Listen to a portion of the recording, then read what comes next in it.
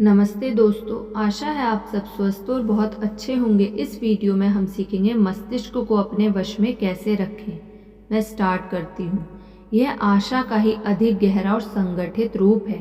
आशा में हमें एक शुभ भरोसा होता है, उसमें हम शामिल नहीं होते, जबकि संकल्प में हम खुद शामिल रहते हैं। संकल्प एक ऐसी आशा है जिसमें हम यह फैसला करते हैं कि हम सफल होंगे ही। आशा में हमें यह लगता है कि हम सफल हो सकते हैं। संकल्प में हमें यह लगता है कि मैं सफल होंगी ही। इस प्रकार संकल्प कहीं ना कहीं हमारे अंदर ऊर्जा पैदा करके हमें कार्य करने के लिए प्रेरित करते हैं। आप महान लोगों की जीवनियाँ पढ़िए। आप पाएंगे कि उन लोगों ने जितने भी बड़े और अविश्वसनीय से लगने वाले काम किए हैं, वे सुविधा और साधन के आधार पर नहीं बल्कि साहस के आधार पर किए हैं।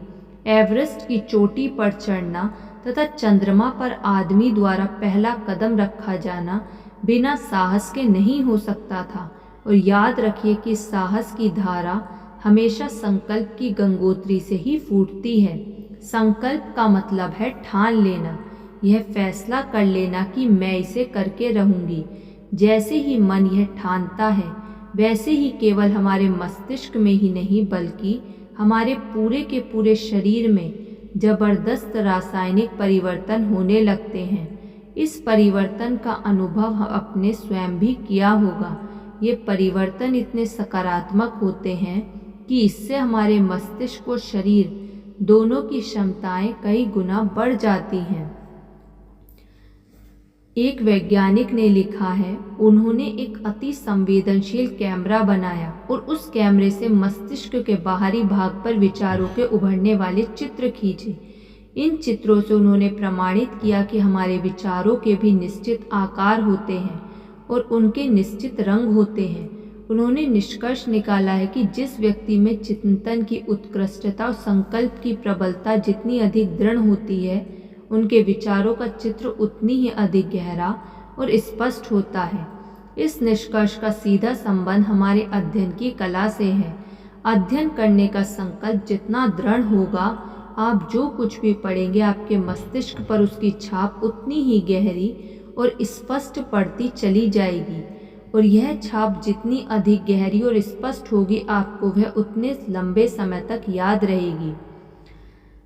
ऊपरी तौर पर हम सब मन और मस्तिष्क शब्द का इस्तेमाल लगभग एक ही अर्थ में करते हैं, किंतु ये दोनों एक नहीं हैं। मन एक अदृश्य तथ्य है। यह हमारे शरीर का अंग नहीं बल्कि हमारे भाव जगत का हिस्सा है।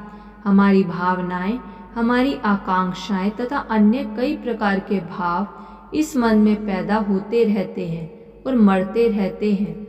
यदि कोई चिकित्सक यह जानना चाहे कि हमारे शरीर में मन का स्थान कहाँ है, तो उसे निराश होना पड़ेगा, लेकिन मस्तिष्क के बारे में उसे निराश नहीं होना पड़ेगा।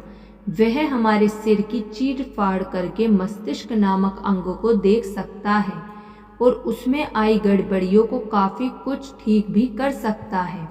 हमारे विचार हमारे शरीर के इसी अंग में उठते हैं।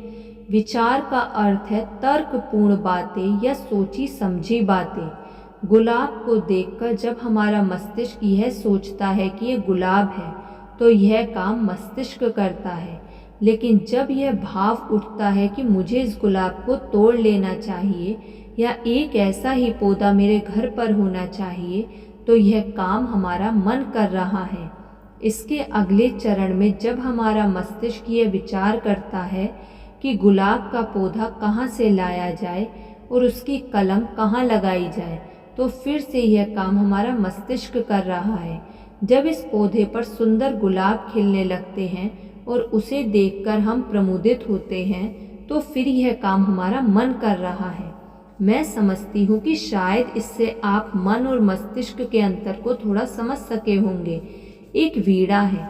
वीणा के एक सिरे पर गोल तंबूरा लगा हुआ है और उसमें कुछ तार खींचे हुए हैं। यह तार मस्तिष्क के हैं। बिना इनके ध्वनि नहीं गूंजेगी। जो ध्वनि गूंज रही है वह मस्तिष्क में उत्पन्न होने वाले विचार हैं, लेकिन उस गूंजती हुई ध्वनि में जो राग का संयोजन है, वह उस ध्वनि के भाव हैं जो मन से उत्पन्न होते हैं। पढ़ते समय हमारे मन पर नियंत्रण होना ही चाहिए, लेकिन इससे कम नियंत्रण हमारे मस्तिष्क पर नहीं होना चाहिए। वह भी नियंत्रण की मांग करता है।